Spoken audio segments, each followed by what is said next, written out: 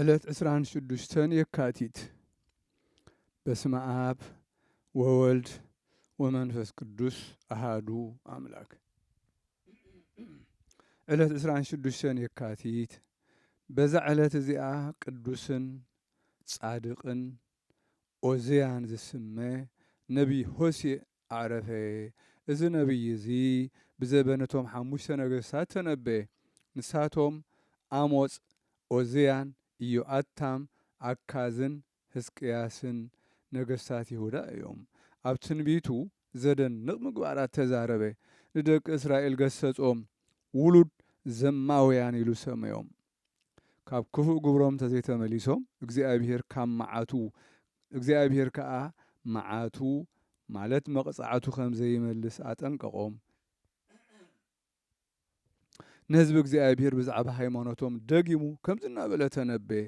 ብዙሖም ከም ሑፃ ባሕሪ ዘይቁፀር እኳ እንተኾነ ብዘይካ ገለ ቁሩብ ካብኦም ዝሰርፍ የልዎን በለ። ናህዛብ ከዓ ብዛዕባ ሃይማኖቶም ከምዚ ኢሉ ተነበየ።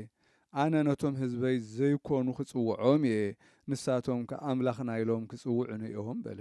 ወሲኹ እውን ብዛዕባ ናይ ጎይታና ሕማማቱን ብዛዕባ ትንሣኤኡን ብደሙ ድሕነትና እውን ተነበየ። ንሱ ከቁስለና እዩ፣ ንሱ ከዓ ከሕውየና እዩ። እቲ ዘቁሰለና ድሕሪ 2 መዓልቲ ንሱ ከሕውየና እዩ፣ ኣብ ሳልሳይ መዓልቲ ከዓ ከተንሳኣና እዩ። ኣካይዳና ይፈልጥ እዩ፣ ናብ ፍልጠት እግዚአብሔር ክመርሓና እዩ በለ። ብዛዕባ መስዓር ስልጣን ሞት ተነበየ። ብዛዕባ ምስባር መዓፁ ሲኦል እውን ተነበየ። ን7 ዓመታት ተነበየ። ብጽቡቕ ሽምግልና ከዓ ኣዕረፈ። በረኸት ኣምላኹ ምሳና ይኹን ዘለዓለመ ዓለም አሜን።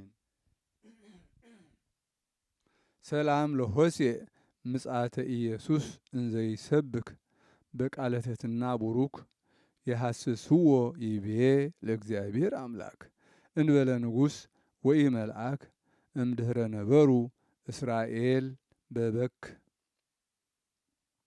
ሰላም ንሆሴዕ ምጽአት ኢየሱስ ዝሰብኽ በቃል ትንቢት ቡሩኽ ክደልይዎ እዮም በለ ንእግዚአብሔር አምላኽ።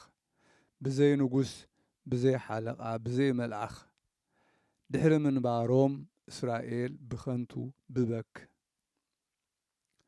በዛ ዕለት እዚኣ ቅዱስ ሳዶቅን ምስኡ ዝነበሩ 158 ሰማዕታትን ሰማዕትነት ተቐበሉ። ነዚ ቅዱስ እዚ ብህራም ንጉሥ ፋርስ ንፀሓይ ከስግዶ ኢሉ ደለዮ።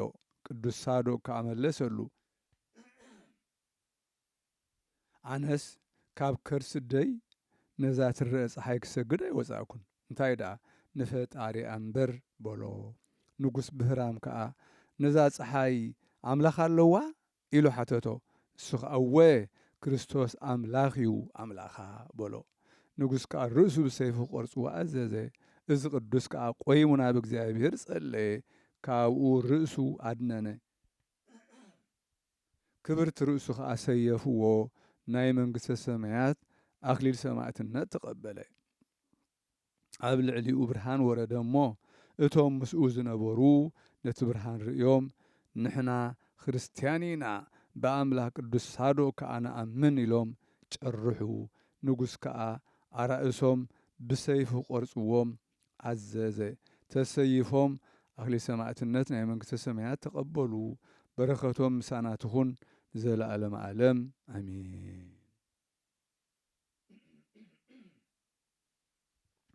ሰላም ለሳዶቅ ለእግዚአብሔር ሰማዕቱ እንተ ተከለለ ዮም ለንጉሠ ፋርስ በአፈ መጥባሕቱ ሶበ ነጸሩ ወርእዩ ብርሃነ ዘወረደ ውስተ ስቅለቱ ወሰላም ለሰማዕታት ምስሌሁ ዘሞቱ 150 ወአዲ ሰመንቱ። ሰላም ንሳዶቅ ንእግዚአብሔር ሰማዕቱ ዝተሰየፈ ሎሚ ንንጉሥ ፋርስ በአፍ መጥባሕቱ ብርሃን ምስ ረአዩ ዝወረደ ኣብ ግዜ ስቅለቱ ሰላም ከዓ ንሰማዕታት ምስኡ ዝሞቱ 150 ከምኡውን ሰመንቱ።